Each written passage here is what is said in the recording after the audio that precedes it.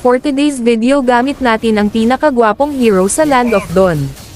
Mas pinaangas pa nga siya ng kanyang bagong new skin. Nito ang kanyang trip na food trapping.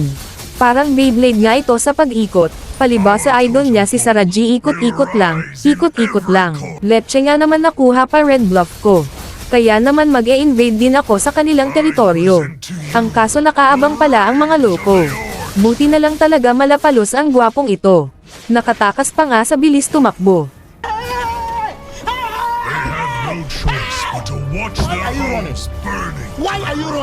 Heto na nga ang unang first turtle. Si Charlotte ang makakaagawan.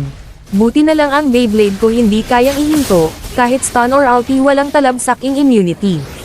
Napahamak tuloy siya, kaya wala nang kalaban sa pag-retray. Sumubok pa nga si Talbos, akala mo naman may laban ang loko. Kahit anong kunat mo panigurado tunaw ka sa tatlo. Syempre hindi ko din pwedeng kalimutan ang My Love So Sweet in the Sky in the Heaven ko sa gold lane. Kaya pagtapos kong mag-red bluff dali-dali ko na silang pinuntahan. Sakto naman nandito na rin ang mga kabalan. Nagkabakbakan na nga at ang unang top amba ay si Pilit. Binagsakan ko ba naman ng ulting masakit. Sumunod na rin si Bellatrix. Ang kaso may silayon pang toxic. Ang sakit ba naman ng mga hinahagis na shit. Buti na lang may sapusa ang pogi. Nakatakas na naman sa kanyang hagupit. Si Talbos naman ang aking susubukan. Nag-vengeance na nga kaya ang sakit. Buti na lang gwapo to pogi pa. May sapusa kaya di nila mapuksa. Ayun siya pa nga ang damapa. Heto na nga ang unang first lord. Inumpisahan ko na nga kaya lang hindi kaya mag-isa. Ayaw naman ako tulungan ng kampi kaya back muna. Total andito na mga kabalan kaya sila muna unahin ko. Inuna ko na nga ang silayon para wala silang magic damage. Ang kaso yung tank namin nag-set mag-isa, ayun patay siya. Pero medyo nalugi kami kaya sila pa ang nakalamang. Naisip ko hindi kami mananalo kung hindi kami mag-push. Kaya simpleng basag tayo ng tore sa baba. Pero ang bilis ng mga kabalan, nakarespondi agad. Hindi ko tuloy na tuloy ang balak ko. Pero in your face hindi nyo ako mapupuksa, kaya sige habol.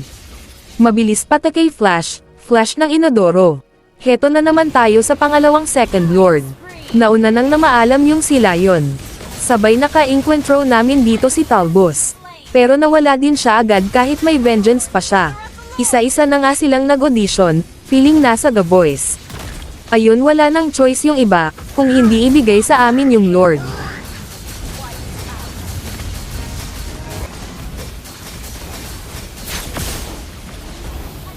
Nagsimula na nga magmarcha ang Lord sa top.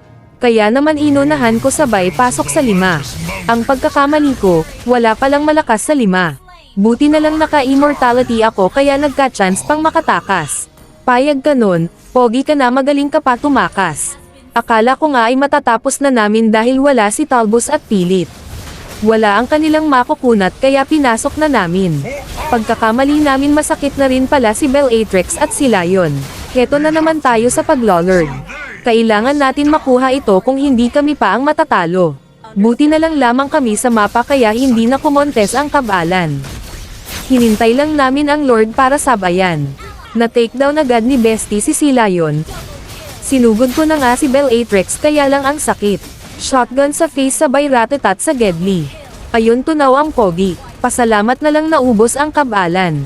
Kaya naman mga kakampi ay lock tower. Kaya ano pang hinihintay nyo? Gamitin nyo na rin ang pinakagwapong hero sa MLBB para araw-araw kayong